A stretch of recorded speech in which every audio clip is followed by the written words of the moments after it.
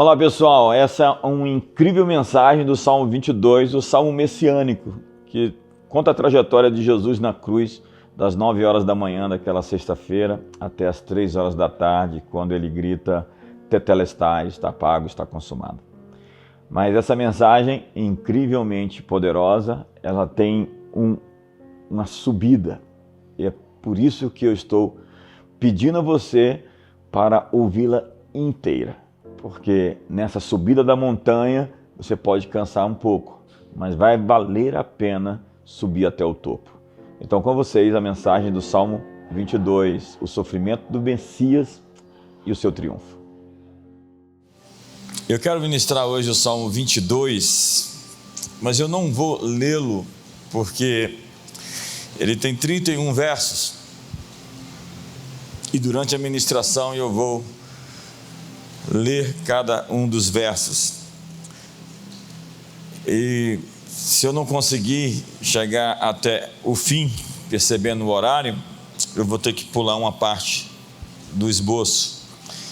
Eu ainda preparei uma versão reduzida, pregando por blocos, que é um incrível salmo. Cada salmo que eu tenho ministrado tem sido uma experiência pessoal, uma experiência particular, e tem sido incrível essa série, que eu quero depois colocar esses esboços todos na forma de um livro. Eu já preguei 54 salmos com dessa noite, esse ano, então é um ótimo conteúdo. Já temos aí um pouquinho mais do que um terço do saltério de mensagens que foram ministradas. Este Salmo 22, ele é um dos textos mais comentados e citados e referenciados de toda a história da Bíblia. Os rabinos antigos notaram que o Salmo não termina em morte, mas em louvor, nações, gerações, o Evangelho sendo proclamado. Isso faz dele um salmo de esperança, esperança escatológica. Alguns midrashim afirmam que esse salmo aponta para os dias do Messias, não como o rei triunfante e imediato, mas como alguém que conhece o sofrimento profundo antes da glória. Jesus cita o verso 1 na cruz. Na cultura judaica, citar o primeiro verso de um salmo era convidar, invocar a todos para ler o salmo inteiro. Isso significa que Jesus estava dizendo: leiam tudo o que está acontecendo aqui à luz desse salmo. E o evento da cruz se encaixa naturalmente nesse salmo. Se você pegar as 6 horas daquela sexta-feira, a sexta-feira da paixão, entre 9 da manhã e 3 horas da tarde, nós temos a descrição do que aconteceu realmente nesse Salmo 22. É o salmo mais messiânico de toda a Bíblia. Justino Marte dizia no século II que o Salmo 22 era a descrição mais clara da paixão de Cristo antes que a crucificação fosse inventada pelo método romano. Irineu de Leão afirmou que esse salmo mostra como Deus transforma a vergonha em glória e a cruz em trono. Durante séculos, o Salmo 22 foi tido como o drama da redenção. Teólogos medievais viam esse salmo como um retrato da alma em angústia, um mapa do caminho redentivo, um texto para formar humildade profunda. Calvino afirmou que o salmo revela a pedagogia divina do sofrimento, onde Deus não poupa o justo da dor, mas o conduz através dela. Charles Spurgeon chamou o Salmo 22 de a fotografia da cruz. Escrito séculos antes da crucificação, esse salmo está cheio de detalhes sobre o momento mais decisivo da história humana no Monte Calvário. O texto mais citado nos relatos da paixão de Jesus, um salmo profético e messiânico. Ele começa no silêncio do abismo e termina em adoração universal. Não é apenas um lamento, é uma travessia espiritual. Então, vamos começar ministrando o salmo por blocos, porque verso por verso eu não consigo, porque você tem que ir para casa daqui a pouco, eu acho. No primeiro bloco, nós temos o clamor do abandono, o grito da dor. Versos 1 e 2 diz: Deus meu, por que me desamparaste? Porque se acham longe do meu salvamento as palavras do meu bramido. Deus meu, clamo de dia, e não me respondes, também de noite, porém não tenho sossego. No hebraico, Eli, Eli, lama sabachthani. Este é o grito mais profundo da experiência humana. Não significa abandono absoluto, mas a retirada do amparo perceptível. Mesmo no ápice da dor, o salmista grita: meu Deus. O Deus que parece distante ainda é chamado de meu. Isso distingue o lamento bíblico do desespero pagão. O justo sofre e ele questiona, grita, mas não rompe a aliança. Existe uma sensação de distância prolongada, onde o clamor se torna em bramido. E isso na Bíblia nunca existiu. Essa expressão é a expressão ou a palavra usada para um rugido de um animal ferido. Um bramido é um animal que está em dor. Temos uma oração crua, bárbara, angustiante, penosa, honesta e visceral. Deus não é acusado de injustiça, mas é questionado. E isso é um sinal de um relacionamento vivo. Jesus cita esse verso na cruz, naquela sexta-feira, no livro de Mateus 27, o texto diz assim: desde a hora sexta até a hora nona, houve trevas sobre toda a terra. Por volta da hora nona, clamou Jesus em alta voz, dizendo: Eli, Eli, lama sabachthani. O que quer dizer: Deus meu, por que me desamparaste? O Pai se cala para que a redenção ocorra. O silêncio de Deus não é rejeição, é o plano da redenção que está em curso. Há momentos em que Deus parece ausente para cumprir um propósito maior. Deus meu, clamo de dia e não me respondes, também à noite, porém não tenho sossego. Depois do grito, Davi aprofunda o drama. Dia e noite indicam continuidade, disciplina espiritual, exaustão emocional. O justo permanece mesmo quando não há resposta perceptível. Clamo significa gritar por socorro, pedir ajuda em uma situação de perigo real. É um clamor por sobrevivência, não é uma oração elegante, educada. Não me responde significa não há resposta audível, intervenção imediata. Não tenho sossego traduz a ideia de ausência, de silêncio interior. Sua alma está gritando, existe uma tempestade dentro dele. A palavra hebraica aponta para a inquietação profunda, falta de descanso na alma. O verso não acusa Deus de injustiça, apenas descreve a experiência do silêncio. Davi não abandona a fé por conta do silêncio de Deus. Ele leva o silêncio para dentro da oração, mesmo em noites sem respostas. Jesus experimenta isso exatamente. O filho confia mesmo sem alívio imediato. Esse verso é a oração da alma cansada. A alma cansada. Não desespere, espere em Deus, confia somente.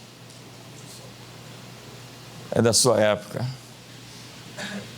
Mesmo quando não sentimos nada mudar, desviar, se perder, largar a fé não é uma opção.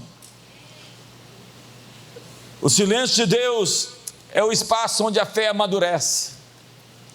No próximo bloco, Davi afirma que a santidade de Deus está presente mesmo em meio ao silêncio. É a memória da fidelidade passada, versos 3 a 5. A memória sustenta a fé. O Deus que aparece ausente é o mesmo que sempre salvou.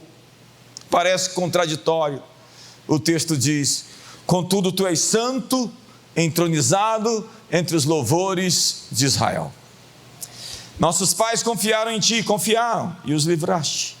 A ti clamaram e se livraram, confiaram em ti e não foram confundidos. Nós temos a primeira virada interna, uma chave virada dentro do coração de Davi. Nada mudou fora, o sofrimento continua, o silêncio permanece, mas algo está mudando dentro da alma do salmista.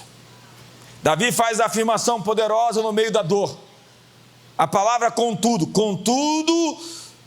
tu és santo. Entretanto, todavia, é uma palavra decisiva. Davi está dizendo, mesmo sem resposta, mesmo sem alívio, eu sei quem você é. Há algo que eu sei. É como Jó que disse, no meio da sua grande tribulação, que em sua carne ele viria a Deus. Eu sei que o meu Redentor vive. Eu sei, no meio de toda essa tribulação, eu sei que ele está vivo. Em meio da dor e do desamparo, Davi afirma quem Deus é. Contudo, tu és santo. Entronizado no meio dos louvores. A palavra santo, kadosh, separado, distinto, moralmente perfeito, absolutamente outro, sem igual, incomparável. O silêncio de Deus não torna Deus injusto, incoerente ou um Deus menor. Deus permanece santo, mesmo quando não explica os seus caminhos para nós. Entronizado entre os louvores, traz uma imagem poderosa. Deus governa a partir do louvor do seu povo. O louvor é o ambiente do governo divino. É quando ele toma as rédeas das situações. Ele se assenta em situações onde o louvor é constante. Ele reina em meio à adoração do seu povo. Ele está entronizado em meio dos louvores. Os rabinos dizem que este verso ensina que o louvor sustenta o trono de Deus na terra. O louvor não depende de resposta. A resposta nasce do louvor. Enquanto o filho sofre, o pai permanece santo e soberano. O céu não colapsou. O trono não vacilou. A redenção está em curso. A fé madura não exige explicações para adorar. A dor não altera o caráter de Deus. Quando não entendemos o agir de Deus, escolhemos honrá-lo por quem Ele é. Como disse Hebreus, seja todo homem mentiroso e Deus verdadeiro. No verso 4, Davi conecta a sua dor à memória da fidelidade de Deus na história. Ele está rebuscando, procurando caminhos, soluções. Nossos pais confiaram em ti e os livraste. Davi sai do presente doloroso e entra na memória do que lhe dá esperança. Esse é um movimento decisivo. Ele ancora a sua fé na história da fidelidade de Deus. Nossos pais confiaram em ti, confiaram e os livraste. O verbo confiar significa apoiar-se com segurança, lançar o peso sobre algo firme. É como se eu pudesse realmente colocar a minha mão sobre isso, ou não. Confiar é isso, é se apoiar totalmente, é dependência na prática. Davi repete o verbo 2 vezes para reforçar a continuidade dessa confiança. Nossos pais são os patriarcas. O êxodo, o deserto, as guerras, os juízes, os livramentos nacionais. Davi está dizendo, Deus tem um histórico, uma ficha corrida de livramentos. Ele já agiu antes. A ausência de resposta não apaga a fidelidade passada de Deus. A fé de Israel não era retórica, era construída sobre as intervenções concretas de Deus na história. A fé não nasce apenas do que vivemos, mas do que lembramos. E a memória coletiva, nesse caso, protege o coração do desespero. Há momentos em que nós precisamos pegar emprestado a fé das gerações anteriores para atravessar a noite escura. Davi usa o passado para lembrá-lo da sua própria aliança. Isso é relacionamento. Ele ora como um filho que conhece o caráter do seu pai. Quando o presente não explica a Deus, a história o defende. No verso 5, Davi mostra o padrão entre clamor, confiança e livramento. A ti clamaram e se livraram, confiaram em ti e não foram confundidos. Não foram confundidos. A memória da fé segue em uma sequência: clamor, confiança, livramento. A fé bíblica não é silenciosa. Os pais clamaram e se livraram pela intervenção divina. A história do povo foi marcada por resgates concretos, não por promessas vazias. Não foram confundidos, é uma expressão rica. Não foram envergonhados, não foram frustrados, não foram expostos ao ridículo. Confiar em Deus não terminou em decepção pública. A esperança não se tornou vergonha. Esse verso ensina que pode haver intervalo, mas não abandono. A história ainda está em andamento. Ei, quero lhe dizer, a história ainda está em seu curso. Ei, Brasil, nações, a história está no seu curso, ainda não terminou. Quem confia em Deus atravessa a noite sem medo da vergonha da manhã. No próximo bloco, o salmo entra na experiência mais dura da humilhação pessoal. Esse salmo vai crescendo. Incrível a encorpadura desse texto. Eu não conheço nada nem de perto na literatura tão profundo, ao mesmo tempo organizado. Ideias vão se construindo e vão se juntando. É algo de fato inspirado por Deus. No terceiro bloco nós temos a humilhação e o escárnio público. Os versos 6 ao 8 diz: mas eu sou verme e não homem, opróbrio dos homens e desprezado do povo. Todos os que me veem zombam de mim, afrouxam os lábios e meneiam a cabeça. Confiou no Senhor, livre-o ele, salve-o, pois nele tem prazer. O mais sou verme cria um contraste entre a fidelidade dos versos anteriores e a condição atual do salmista. Deus foi fiel na história. Nossos pais clamaram a ti e tu não os deixaste confundido.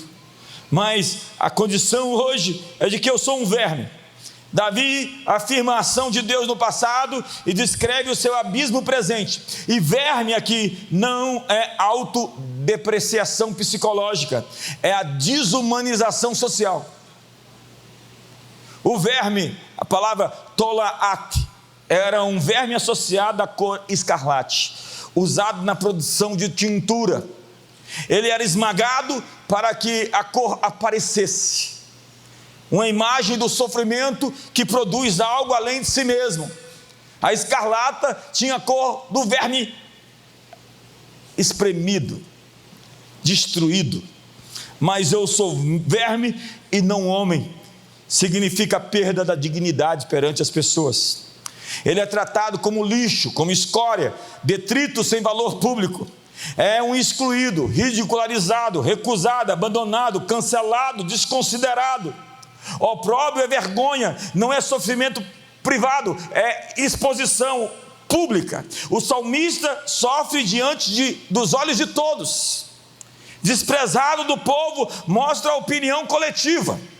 O justo sofredor perde honra, voz e reconhecimento. Nós estamos aqui no capítulo da paixão de Cristo. Jesus foi tratado como menos do que homem, cuspido, zombado, desfigurado. Isaías dirá que não havia aparência nem formosura para que o desejássemos. Era homem de dores, que sabe o que é padecer. A cruz é o lugar da desumanização do Messias. E a palavra verme, tolaat, aparece também em Isaías 1,18.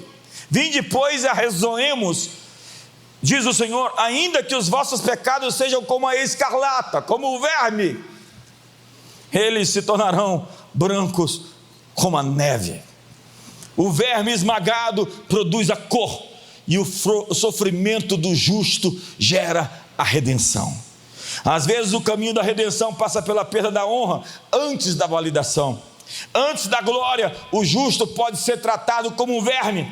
E no verso 7, a humilhação se transforma em zombaria. Todos os que me veem zombam de mim, afrouxam os lábios e meneiam a cabeça. O sofrimento vira escárnio. O justo se torna espetáculo. A dor vira entretenimento.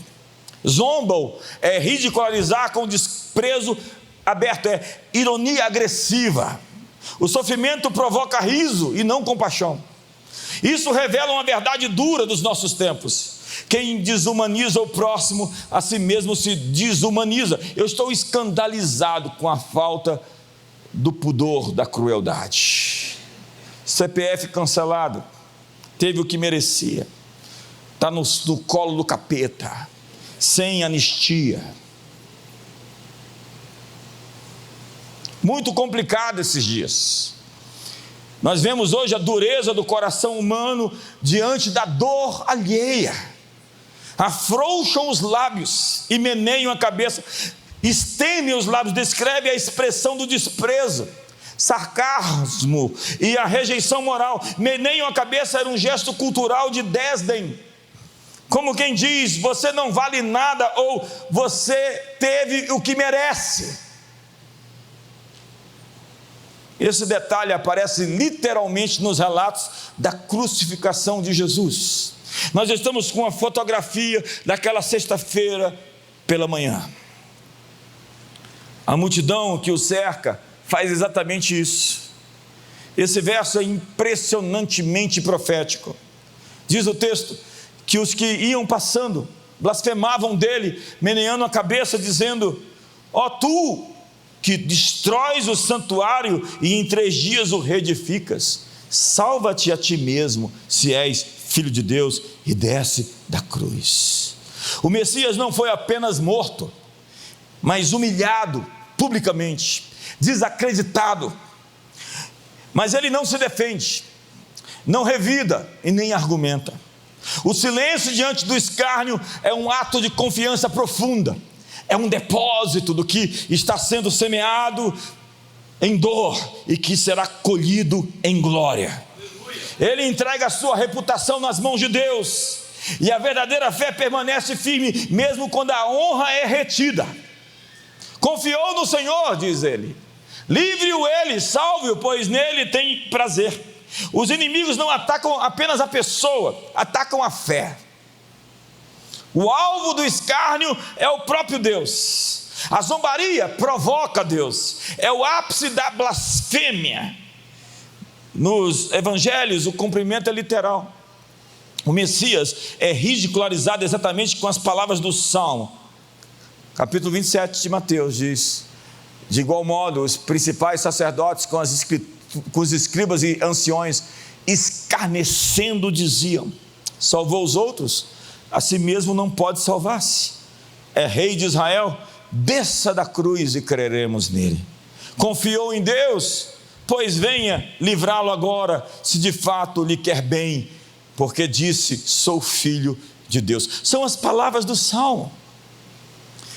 Deus não o livrou naquele momento, porque a redenção exigia aquele sacrifício. O silêncio não era rejeição, apenas a fidelidade a um propósito maior. A fidelidade a um propósito maior. Diga para o seu irmão: existe um propósito maior.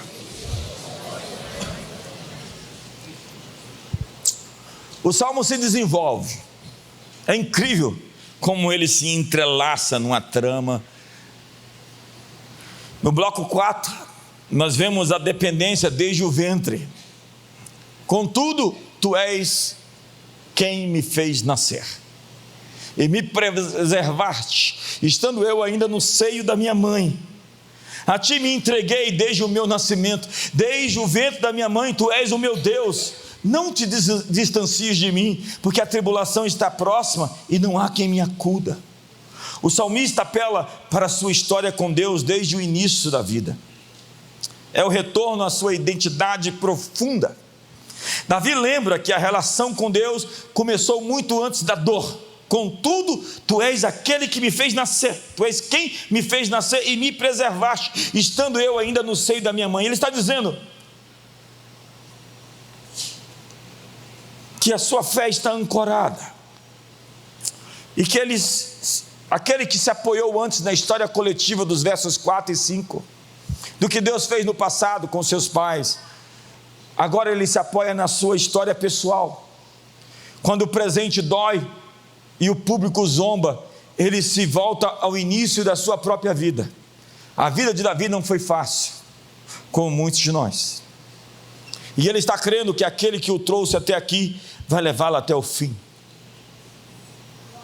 Alô? Tu me tiraste do ventre, é uma iniciativa divina. A vida não começou por acaso. A despeito das ameaças de aborto, a despeito da fragilidade da vida, o verbo indica ação cuidadosa, como quem conduz um nascimento. Deus esteve ativo desde o primeiro momento, a cada milionésimo fragmento de segundo.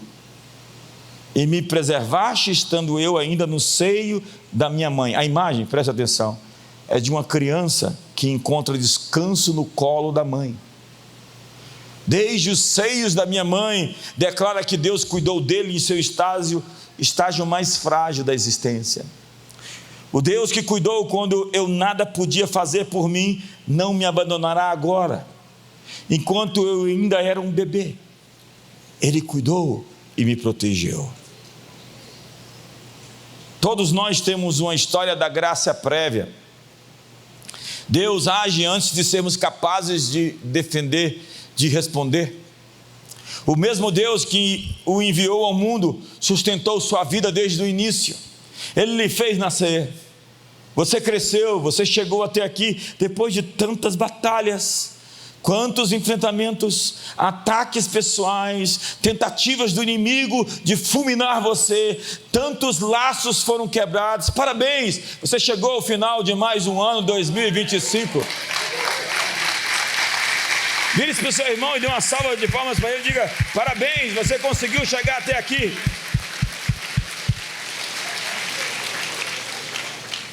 Ele está lembrando de que Deus o fez nascer, e ele ainda era um bebê indefeso, impotente de se defender sozinho, e ele cresceu, e ele chegou até aqui. Ele lembra do cuidado passado de Deus, que é um antídoto contra o desespero daquilo que ele está vivendo agora. A memória do início sustenta a esperança do fim. Ele nos sustentou quando éramos frágeis, e não nos abandonará enquanto estamos feridos. O verso 10 afirma que ele pertence a Deus desde o seu nascimento. A ti me entreguei desde o meu nascimento, desde o ventre da minha mãe. Tu és meu Deus. Eli Atá. Retoma a aliança pessoal. Tu és o meu Deus. Davi afirma que a relação com Deus precede a consciência. Antes de palavras, antes de escolhas, antes dos méritos, havia pertencimento. Tu és o meu Deus. A fé nasce da graça anterior. A imagem é de ser colocado sob cuidado constante desde o início absoluto da vida. Deus estava de olho em você.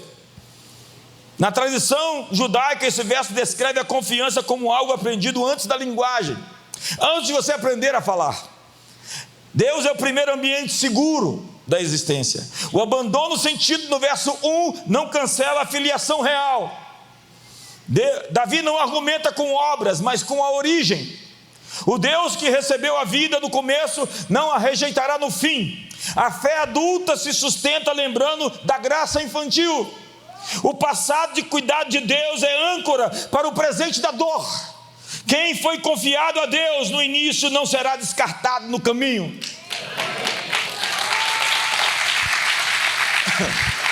E o salmo vai crescer, acredite. No verso 11, o pedido se torna urgente. Não te distancies de mim, porque a tribulação está próxima e não há quem me acuda. Afastar-se, ficar distante, é a distância relacional percebida. Tribulação é angústia, aperto, compressão, algo que espreme a alma. Você já sentiu a alma espremida? Temos aqui a distância sentida, a pressão presente e a solidão absoluta. Davi suplica por proximidade, não te afaste de mim. Ele clama pela presença. Nos versos 9 e 10, Davi fala sobre o passado, agora ele fala do agora. Rashi, um dos rabinos mais influentes dos judeus, observa que o salmista não pede livramento imediato, ele pede proximidade. Tudo o que ele faz é: Deus, fica aqui. Na espiritualidade hebraica, a presença de Deus é o mais vital elemento. Não é a solução, é a sua presença. E esse verso ecoa na solidão da cruz. Os discípulos estavam ausentes, o povo distante, nenhum auxiliador, não há quem me acuda. A oração não pede fuga da dor, mas que o Pai não se afaste. É o coração do Getsêmani.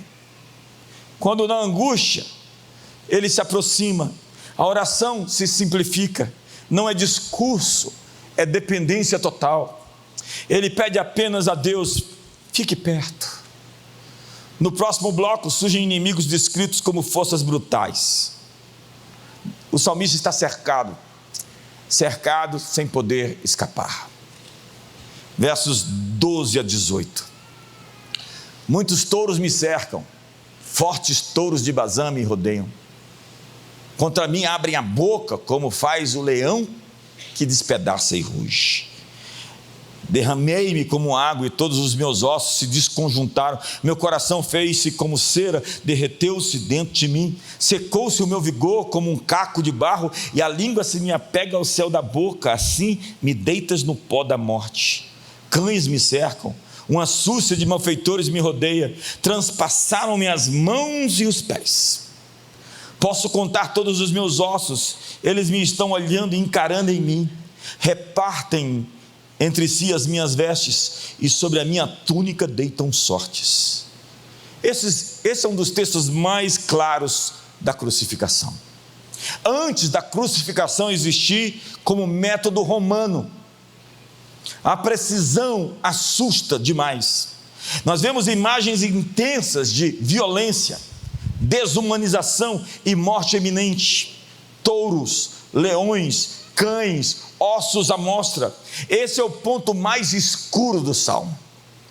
Touros de Bazã eram proverbiais pelo seu tamanho e agressividade. E Davi não está falando de animal, mas de gente. Ele descreve inimigos humanos poderosos, violentos, arrogantes. Touros representam força sem misericórdia, que não argumentam, simplesmente atropelam. Na literatura bíblica, Bazã significa opulência, orgulho e poder excessivo. Touros de Bazã representam elites fortes, seguras de si, líderes que oprimem. Na tradição judaica, este verso é uma metáfora para governantes, líderes ou multidões violentas e sistemas de poder hostis. Na tradição cristã, estes touros são associados às autoridades religiosas e políticas que cercaram Jesus, os líderes do Sinédrio, os soldados romanos e a multidão instigada. Há momentos em que nós nos sentimos cercados por pressões, acusações e forças que parecem maiores do que a nossa capacidade de resistir. Mas quando as forças maiores nos cercam, Deus continua maior do que o cerco. No verso 3, a imagem da violência se intensifica. Contra mim abrem a boca, como faz o leão que despedaça e ruge. Escancaram a boca, é o que traz o hebraico. E Ariel é o leão, símbolo de força predatória e domínio violento, que ruge, que despedaça. Veja a progressão: eles cercam, eles intimidam, ameaçam e avançam. O julgamento sem defesa, a acusação pública e a sentença antes do veredito. Na tradição judaica, leões aparecem nos salmos como a imagem dos inimigos que não dialogam, não tem conversa, eles simplesmente esmagam. Não é sobre a verdade, é apenas sobre força. Os evangelhos descrevem líderes que abriram a boca contra Jesus com falsas acusações. Então nós seguimos para o verso 14, onde o sofrimento passa do cerco externo para o colapso físico. Derramei-me como água e todos os meus ossos se desconjuntaram, meu coração se fez como cera, derreteu-se dentro de mim. Derramar é esvaziar completamente, é a dissolução, é a dissolução. Desconjuntar significa separar-se, deslocar-se, sair do lugar. Os ossos são símbolos da estrutura e da força, e eles perdem coesão, então nós temos um colapso total, em 3 níveis: esgotamento físico, estrutura e postura rompida, e a coragem derretida. Corpo, sustentação e ânimo cedem juntos, é a linguagem do limite da resistência humana. Derramar-se como água expressa a perda da força vital. Ossos fora do lugar indicam trauma extremo, e o coração como cera aponta para o medo profundo e o esgotamento emocional. A tradição cristã vê nesse verso um retrato impressionante da crucificação. Há estudos que mostram o que aconteceu ali: a exaustão física, a tensão do corpo suspenso, a sensação de colapso interno.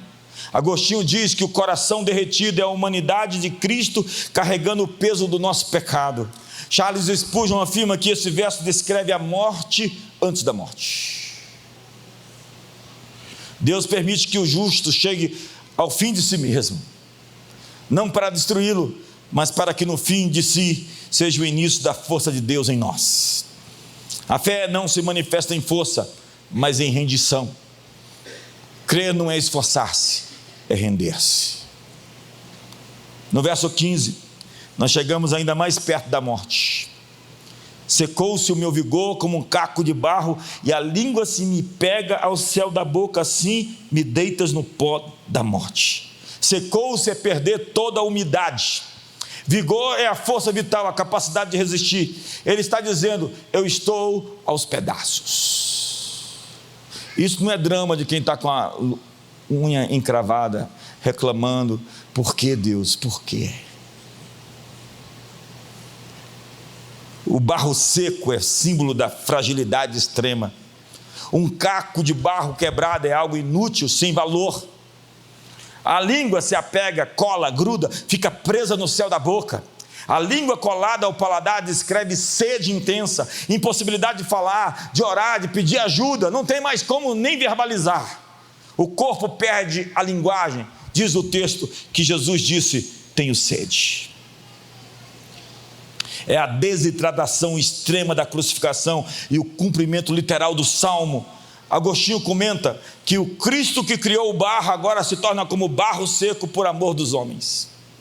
Deus não exige força quando Ele mesmo permite que a força se esgote. Às vezes Ele nos leva até o limite e nos faz superpoderosos quando nós conseguimos chegar até isso. Quando a força seca e a voz se cala, Deus está presente ainda no pó da morte. Então no verso 16, o cerco se fecha. Ainda dá para piorar. Cães me cercam, uma súcia de malfeitores me rodeia, transpassaram as mãos e os pés. Cães me cercam e cercar por todos os lados, fechou a saída. No mundo hebraico, cães não eram animais domésticos, mas carniceiros, impuros, símbolos de desprezo e violência social. O fifi não existia na época. Este é um retrato da crucificação. Transpassaram as mãos e os pés. Entenda que nessa época não existia crucificação. Agostinho afirma que as mãos que curaram e os pés que caminharam entre os homens foram fixados. Cães me cercam, a súcia de malfeitores me rodeia, transpassaram os pés e as mãos. No hebraico e na Septuaginta é a ideia de perfuração.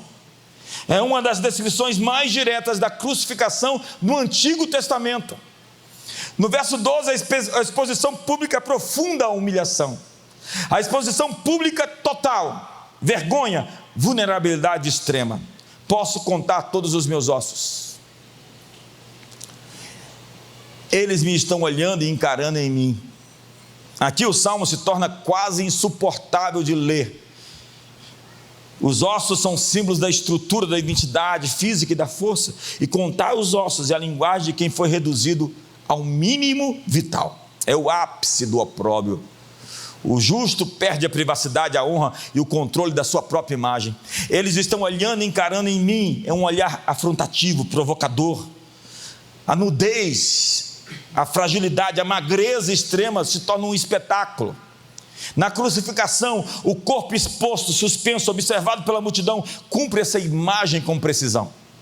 É a vergonha pública, assumida pelo Messias, pela causa dos meus pecados. Agostinho diz: o Cristo foi visto em sua fraqueza, para que nossa fraqueza fosse curada. Repartem entre si minhas vestes, e sobre a minha túnica deitam sortes. Os evangelhos registram esse verso em cumprimento literal. Soldados repartem as vestes de Jesus e lançam sortes sobre a túnica sem costura. Vejamos João capítulo 19. Os soldados, pois, quando crucificaram Jesus, tomaram-lhe as vestes e fizeram 4 partes, para cada soldado uma parte. E pegaram também a túnica. A túnica, porém, era sem costura, toda tecida de alto a baixo. Disseram, pois, uns aos outros: não a rasguemos, mas lancemos sorte sobre ela para ver a quem caberá, para se cumprir a escritura: repartiram entre si as minhas vestes, e sobre a minha túnica lançaram sortes. Assim, pois, fizeram os soldados. Está citando o Salmo 22. A túnica era uma peça íntima, pessoal, ligada à identidade, e o sofrimento chega ao nível do saque. Seus bens são tratados como espólio. O inimigo quer levar tudo. No próximo bloco, o salmo muda de tom. Nós começamos a virada. O desespero começa a ceder. O grito vira súplica confiante. Mesmo depois de tudo, Davi ainda chama Deus de sua força. Versos 19 ao 21. Tu, porém, Senhor, não me afastes de mim, força minha, apressa-te em socorrer-me. Livra a minha alma da espada e das presas do cão, a minha vida. Salva-me das fauces do leão e dos chifres dos búfalos. Sim, tu me respondes. Vamos dizer essa última parte? Sim, tu me respondes. Vamos outra vez? Sim, tu me respondes. Nós começamos uma transição do lamento para a esperança. Tu, Senhor, não te afastes de mim. O temor de Davi não era a batalha, era a solidão, era o silêncio. Força minha é o vigor interior, a energia que sustenta a vida. Livra a minha alma da espada, da morte violenta. Do cão representa o opressor impuro. Caleb é o cão. Aqui não é um animal doméstico, mas a imagem cultural de impureza, agressividade e do desprezo. No mundo antigo, cães não eram símbolos de afeto. Eram animais de rua, que rondavam cadáveres e atacavam em bando. Eles comeram Jezabel quando ela caiu. Falar livra das presas do cão a minha vida é dizer: estou sendo tratado como escória, como resto, como detrito. E os evangelhos ecoam esse verso na crucificação. Soldados, líderes e a turba cercam Jesus, espada e escárnio, poder e desprezo. Agostinho comenta que o cão é a língua cruel que fere. Spurgeon diz: o cão não mata rapidamente, ele dilacera. E o próximo verso marca a transição no hebraico. A resposta de Deus começa aqui: salva-me das fauces do leão e dos chifres dos búfalos. Sim, tu me respondes. Nós temos outra vez a boca do leão, os bois selvagens com chifres fortes e uma certeza no coração do salmista: Anitani, Anitani. Não se trata de um pedido, é uma declaração. Sim, tu me respondeste. Então nós estamos na virada do salmo. Surge a primeira afirmação de resposta. O hebraico muda do imperativo para a certeza.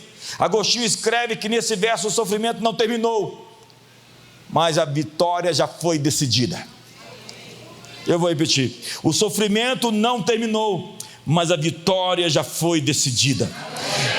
Deus nem sempre interrompe o sofrimento imediatamente, mas quando Ele responde, o destino já está selado.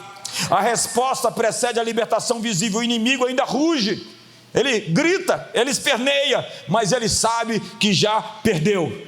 Quando Deus responde, a história já virou. Existe uma virada de história para você, para a sua família, para essa cidade, para essa nação. Deus está dizendo, a história está em curso, ainda não terminou. E Ele está dizendo, eu respondo você. O salmista, na verdade, diz, Anitani. Vamos dizer, Anitani. Sim, tu me respondeste.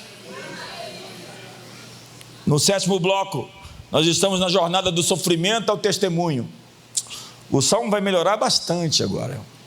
Eu sei que foi uma tortura para alguns aqui. Alguns já estavam arrancando os cabelos, se é que tem cabelos. Nós estamos agora numa jornada do sofrimento ao testemunho. O louvor público nasce do sofrimento redimido. Versos 22 a 24. A meus irmãos declararei o teu nome, cantar-te-ei louvores no meio da congregação. Vós que temeis o Senhor, louvai-o, glorificai-o. Vós todos, descendência de Jacó, reverenciai-o. Vós todos, posteridade de Israel. Pois não desprezou, nem abominou a dor do aflito, nem ocultou dele o rosto, mas o ouviu quando lhe gritou por socorro.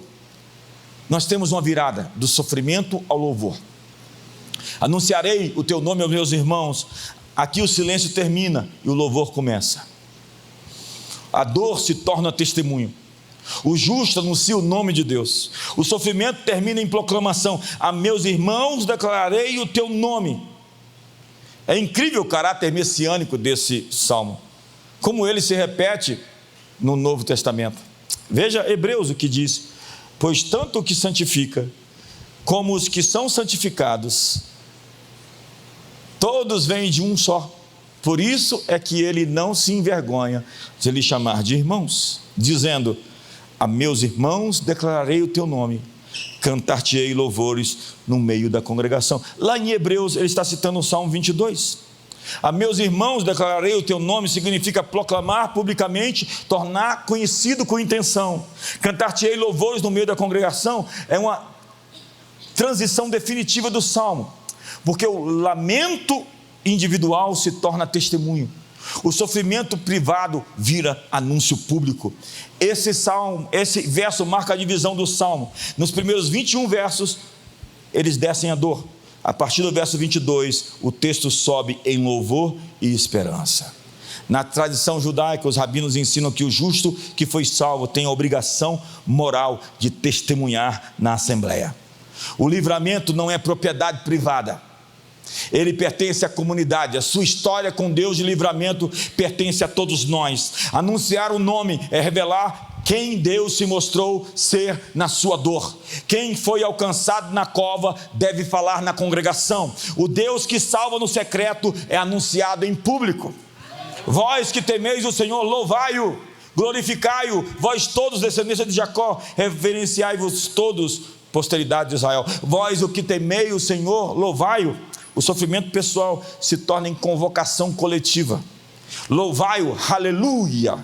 Louvor intenso, vocal visível. O verso começa com os que temem o Senhor e se expande para toda a linguagem ou linhagem da aliança. O livramento de um se torna a convocação de muitos, pois não desprezou nem abominou a dor do aflito, nem ocultou dele o rosto, mas o ouviu quando lhe gritou por socorro. A natureza de Deus é responder aos que clamam em verdade. E o verso 1 aparece o abandono. Deus meu, por que me desamparaste? Agora o salmista declara que o silêncio não foi rejeitado. O salmo começa com por que me abandonaste? E agora afirma, ele não escondeu o rosto. A Bíblia não nega a sensação humana, ela a redime com a perspectiva divina. O que o salmista percebeu não era de fato o que tinha acontecido. Deus não tinha abandonado o salmista. Agostinho escreveu que Deus não se afasta do sofrimento, ele se aproxima através dele. O bloco 8, o livramento pessoal gera sustento comunitário. O altar se torna mesa. Versos 25 a 26. De ti vem o meu louvor na grande congregação. Cumprirei os meus votos na presença dos que o temem. Os sofredores hão de comer e fartar-se. Louvarão o Senhor os que o buscam. Viva para sempre o vosso coração. Os pobres comerão e se fartarão. O resultado do sofrimento do justo é a provisão para os outros. Observe que o louvor não termina no indivíduo que sofreu, ele se torna um banquete para os humildes. O livramento pessoal se torna provisão coletiva. Os rabinos associam esse verso às refeições de gratidão. Comer diante de Deus era um ato litúrgico, a mesa se tornava um altar. Deus nos leva do louvor à mesa. Quem foi curado se torna sinal de provisão para as outras pessoas. É a ceia do Senhor, onde os humildes são convidados. A saciedade aponta para o reino, onde ninguém é despedido vazio. Comerão e se fartarão, é saciedade plena, não escassa. Que o vosso coração viva para sempre, é a bênção da permanência, não apenas da sobrevivência. Coração que vive para sempre é um coração vivo, que não se deformou por conta das estações de dor. Passar pelas lutas sem se deformar é a grande chave da vida, porque há pessoas que ficam tão ressentidas, com feridas cheias de secreções, tão marcadas, tão amargas. Chegamos ao bloco 9, estamos quase no fim. Só teve um que falou, está uma tortura para vocês esse salmo, né? Vocês só gostam da pregação, da mensagem boa, né? Mas vocês não gostam dessa transição para chegar até aqui. Ninguém gosta, mas todos nós somos passados por essa fase da crucificação. Estou crucificado com Cristo, já não vivo mais eu, mas é Cristo quem vive em mim. E o meu viver, que vivo na carne, vivo pela fé no Filho de Deus que me amou e a si mesmo se entregou por mim. E se você sabe passar por isso, você se torna invencível. Ninguém consegue parar alguém que viveu tudo isso e saiu do outro lado.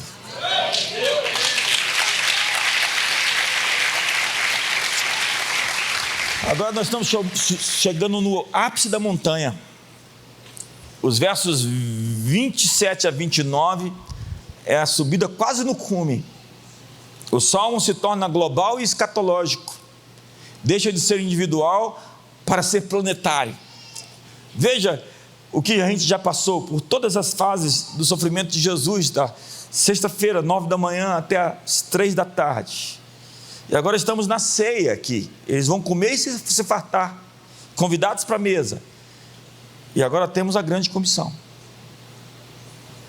Lembrar-se-ão do Senhor, e a Ele se converterão os confins da terra.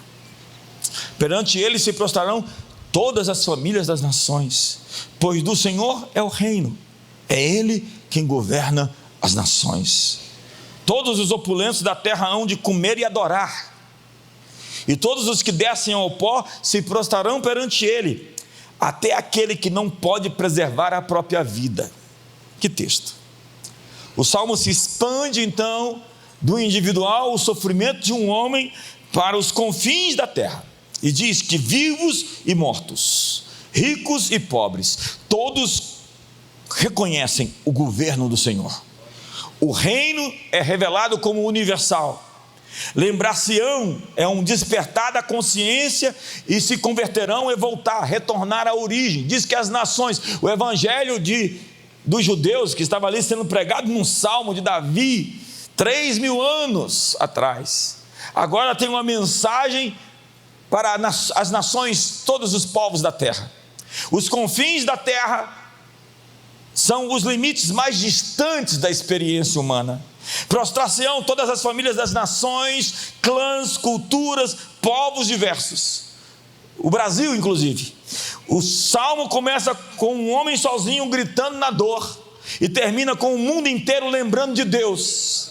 A cruz pessoal se torna em missão global. Alguns rabinos chamam esse verso de o salmo da expansão messiânica.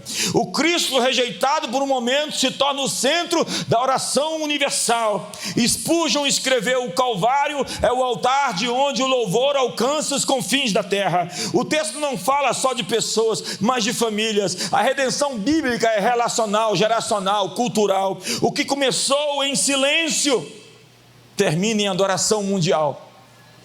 Deus está transformando o seu sofrimento em uma mensagem que o mundo vai ouvir. Eu estou repetindo isso. Deus está transformando o seu sofrimento em uma mensagem que o mundo vai ouvir. Eu vou repetir uma terceira vez. Deus está transformando o seu sofrimento em uma mensagem que o mundo irá ouvir.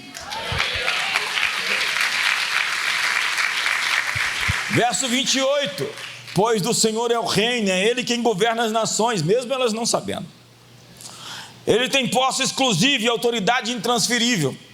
Como diz o Pai Nosso, porque teu é o reino, o poder e a glória para todos sempre. Jesus não apenas salva, Ele governa. A cruz não foi derrota, foi entronização. Quando Ele subiu aos céus, essa ascensão de Jesus não significa que Ele ficou lá no céu, mas que Ele preside. Toda autoridade me foi dada nos céus e na terra. O salmo, que começou com abandono, afirma que o governo de Deus é absoluto na terra. E no verso 9, nós vemos o domínio do reino alcançando vivos e mortos. A adoração inclui vivos e mortos. Todos os opulentos da terra hão de comer e adorar. E todos os que descem ao pó se prostrarão perante Ele. Até aqueles que não podem preservar a sua própria vida. Os ricos, os prósperos, os poderosos da terra comerão, estarão na mesa, participarão da ceia, em submissão reconhecida à adoração. Os que descem ao pó, a imagem da morte e da fragilidade humana, curvar-se-ão, ajoelhar-se-ão em redição. Todo joelho se dobrará, toda língua confessará que Jesus Cristo é o Senhor, para a glória de Deus Pai. Diante do reino, os ricos comem, os mortos se curvam, e vivos aprendem que não se sustentam sozinhos. O evangelho não pertence só aos pobres, como diz a teologia da libertação. Os opulentos da terra vão se sentar à mesa. Deus está chamando a todos, independente da cor, da classe social, se tem diploma, se não tem diploma. Deus está chamando a toda a terra, todas as nações. Me ajuda aí, faz alguma coisa. Todos os opulentos da terra hão de comer e adorar, e todos os que descem ao pó se prostrarão perante Ele, até aquele que não pode preservar a própria vida. O reino alcança os extremos, os poderosos e os impotentes, os vivos e os que caminham para a morte. Não há classe social, força humana ou condição existencial fora do alcance do governo de Deus. E os reis da terra são apresentados como convidados, eles não são anfitriões. Todos comem diante de Deus e ninguém governa a mesa. Toda vida reconhece que não se sustenta sozinha. Até quem parece forte depende do fôlego que não controla. Deus não será adorado apenas pelos humildes, Ele será reconhecido pelos fortes quando suas forças falharem, como naquele cântico de Apocalipse. Os reis da terra se prostrarão perante a Ti. Sim, os poderosos virão e se renderão em Tua presença. Quantos vão ver os poderosos no Brasil se dobrarem diante de Jesus? Eu convido os poderosos a se dobrarem. Eu espero que vocês façam isso, para não ter que fazer isso forçados. Quantos podem dizer aleluia? E por fim, agora o salmo melhorou, né? Você está mais feliz. Aquela parte ali estava um tormento. E eu queria ter estendido mais, eu resumi mais para não parecer. Eu sabia que você estava aí sentindo crucificado. O grande finale desse salmo é um negócio estupendo. É a melhor parte. Nesse último bloco nós temos descendência e legado espiritual. O sofrimento gera legado. Diga comigo, o sofrimento gera legado. Ei, você não sofre à toa. Diz o texto: contaste os meus passos quando sofri perseguições. Não é sofrer porque você errou, ok? Isso não está na conta. Sofrer porque você errou é as consequências. Mas quando você sofre por conta da justiça, é perseguido por conta da verdade, Jesus disse: exulte e se alegre, porque grande é a vossa recompensa. Porque fizeram isso com Moisés, fizeram isso com Abraão, fizeram isso com Isaías, fizeram isso com Ezequiel, fizeram isso com Paulo, com Pedro, com João. Você faz parte da galeria de todos eles. Que time, hein? Você se uniu a um poderoso time quando você sofre por conta da justiça. Versos 30 e 31. A posteridade o servirá. Falar-se-á do Senhor a geração vindoura, hão de vir anunciar a justiça dele ao povo que há de nascer. Contarão que foi ele quem o fez. O salmista termina olhando para o futuro. Uma descendência servirá, anunciará, contará. Zera é semente, descendência, aquilo que continua depois de nós. O servirá é serviço contínuo, culto vívido, não ocasional. E será contado, narrado, transmitido como história viva à geração futura, ainda não nascida. O salmo termina no legado. O sofrimento redimido produz continuidade espiritual. Na Bíblia, Deus pensa em gerações. Ele é um Deus multigeracional, Deus de Abraão, de Isaac e de Jacó. O louvor verdadeiro não morre com quem sofreu. Ele se transforma em herança contada. Cada livramento cria responsabilidade pedagógica. A cruz gera uma descendência que serve e anuncia. Agostinho dizia que a igreja é a posteridade do Cristo sofredor, o Messias. E o verso 31 tem um grande fechamento. O salmo termina falando de uma obra consumada que será anunciada a quem ainda não nasceu. A obra é declarada consumada, hão de vir e anunciar a justiça dele, daquele que clamou: meu Deus, por que me desamparaste? Ao povo que há de nascer, contarão que foi ele quem o fez. Foi ele quem o fez. Essa gente está vindo para anunciar a justiça dele, a sua fidelidade salvadora. Ao Anolad, o povo que há de nascer, gerações futuras, ainda inexistentes, dirão o que ele fez. Eles dirão o que ele realizou. Eles dirão o que ele consumou. Esse salmo tem um eco profundamente messiânico. A expressão contarão que foi ele quem o fez, no hebraico Kinhazá, é curta, definitiva e poderosa. Contarão que foi ele quem o fez é o eco da declaração de Jesus na cruz. Foi ele quem o fez, está feito, está consumado, é a obra da redenção concluída. O salmo começa: porque me abandonaste, termina: ele fez. O sofrimento não teve a última palavra, Deus teve. A justiça anunciada não é teoria, conta-se o que Deus fez, e está feito. A partir da cruz, alguém sempre dirá à próxima geração: foi ele quem fez, e está consumado, está feito.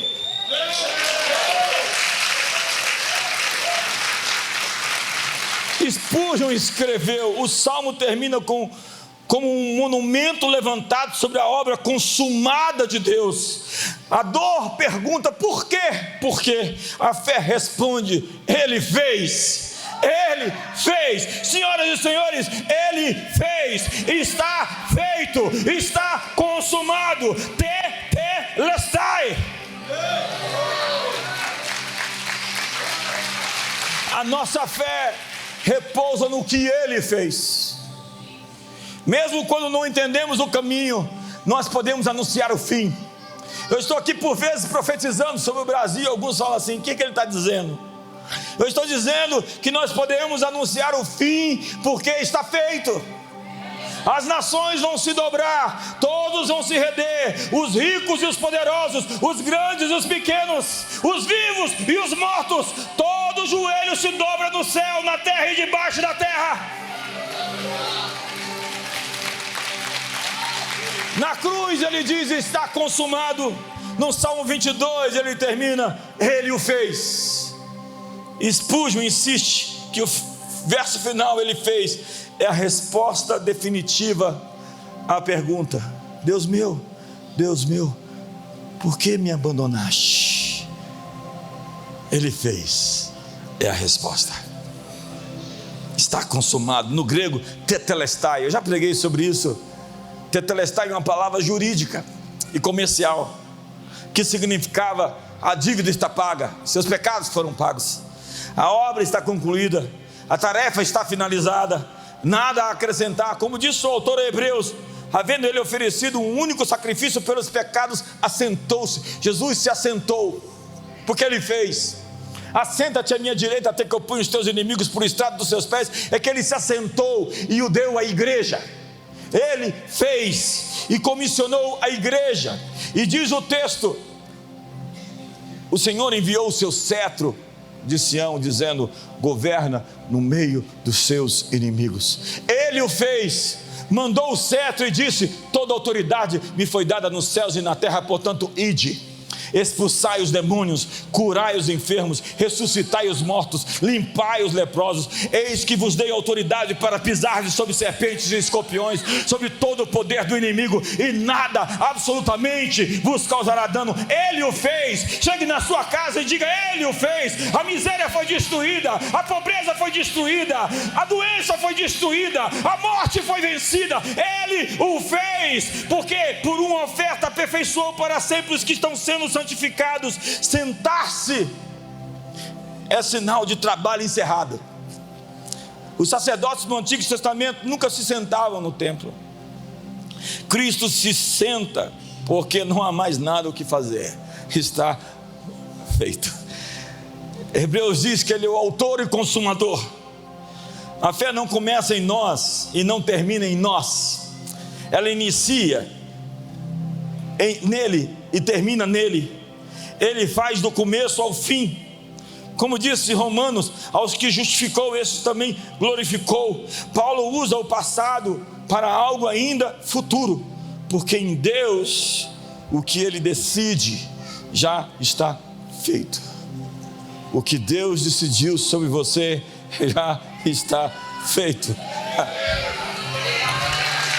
Fique de pé. Diga: está feito.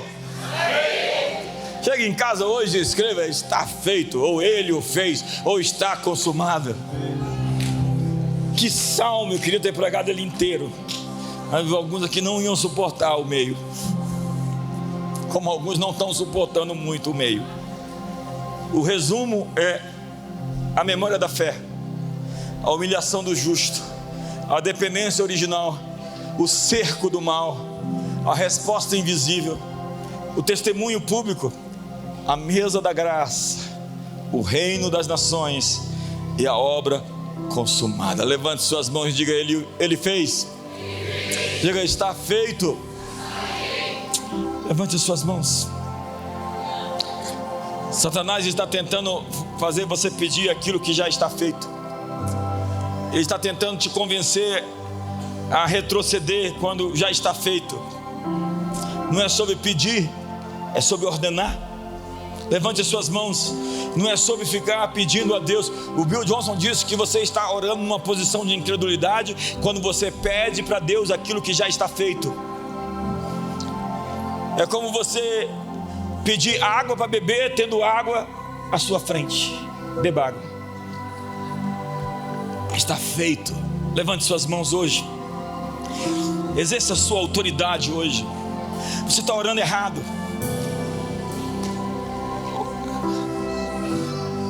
Você está orando de uma maneira equivocada. Entenda que Você precisa entrar na atmosfera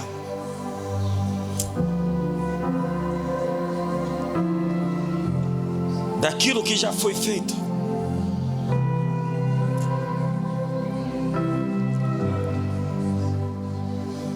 O salmista diz: Anitani, sim, tu me respondes. Tu me respondes. Todas as vezes que você clamar Anitani, eu já saí com a resposta. Você tem um pedido a fazer? Faça. Mas às vezes você tem ordens para dar. Levante as suas mãos. Nós estamos perante aquela cruz há 2000 anos. O seu sangue fala coisas mais altas do que o sangue de Abel, o sangue do assassinato, o sangue da morte. O sangue de Jesus está clamando mais alto do que as forças da morte e da destruição. O sangue de Jesus está clamando mais alto do que a vergonha, o desprezo, a ignomínia, a humilhação. Ele sofreu tudo aquilo por você, e você pode ser livre pelo seu sacrifício. A obra da redenção foi consumada. Se coloque hoje no seu esconderijo, à sombra do Onipotente, no seu pavilhão. Peça que Deus o esconda, porque Ele está escondendo você. Ele está escondendo a comunidade das nações. Ele está escondendo os filhos de Deus nessa hora. Levante as suas mãos e vamos cantar todos. Vamos celebrar ao Senhor.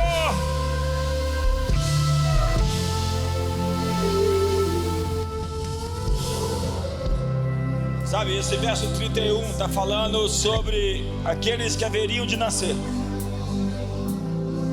Eu acredito que está falando de você. Aqueles que ainda haveriam de nascer. Esse texto foi escrito há 3000 anos atrás. Ele está falando de crucificação quando ninguém sabia. A crucificação foi inventada pelos romanos no século 1 a.C., pelos persas, e sistematizada pelos romanos. E agora nós temos aqui a figura de uma profecia sobre um povo que iria nascer para anunciar a sua justiça e contar que foi Ele quem o fez. Eu sinto hoje um impulso profético aqui, uma autoridade crescendo, não para pedir a Deus, mas para ordenar as trevas recuarem.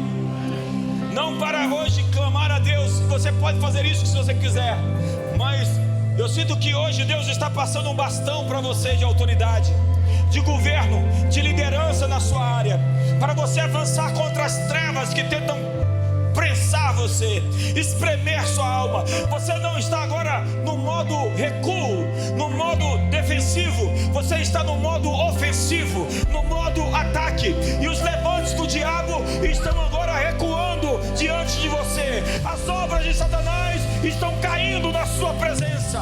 Hoje você, como Moisés, pode dizer: levanta-te, Senhor, sejam dispersos os teus inimigos, fujam diante de ti os teus adversários. Então eu quero que você, com mãos levantadas, sem ira nem animosidade, ordene que as trevas recuem, que toda obra preparada contra você não vai prosperar, que toda arma forjada está quebrada, que toda língua que ouse juízo, você a condena. Levante as suas mãos, e a autoridade está nas suas mãos. O cetro de Sião, a autoridade que veio do céu. Levante as suas mãos, levante as suas mãos, levante as suas mãos e ore.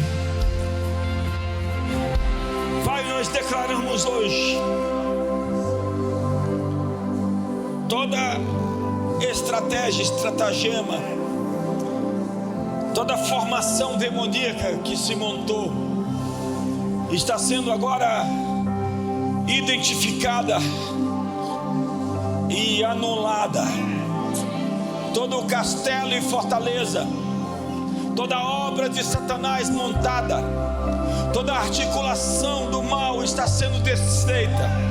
Todos os poderes infernais, nós ordenamos a você agora, Satanás, com os seus demônios, e os seus anjos caídos que batam em retirada.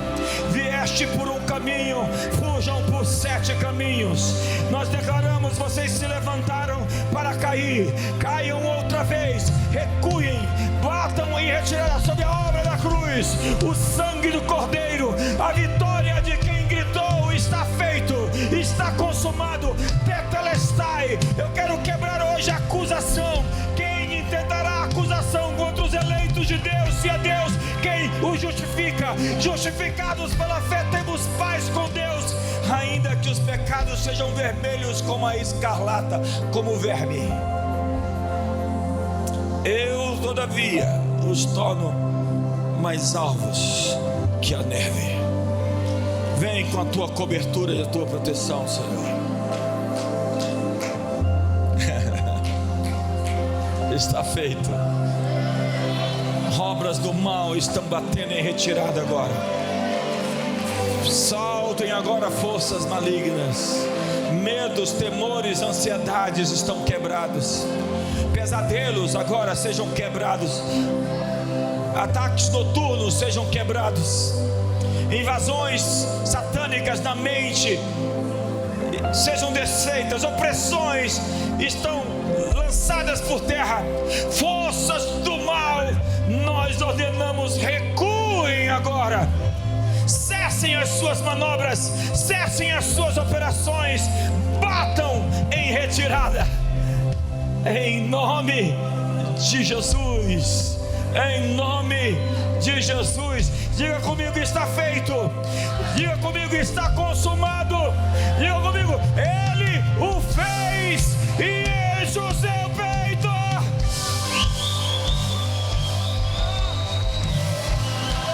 Você está em avanço. Você é aquele que foi chamado, aquele que nasceu para dizer: foi Ele quem fez. É isso que você tem que dizer: está feito. Sua obra está consumada. E em todas as suas promessas temos o sim e o amém, por seu intermédio, para a glória de Deus. E graças a Deus que em Cristo sempre nos conduz em triunfo. Graças a Deus que nos dá a vitória. Que o amor de Deus, a graça de Jesus, a comunhão do Espírito Santo seja sobre todos. Levante as suas mãos outra vez e diga: porque Ele vive.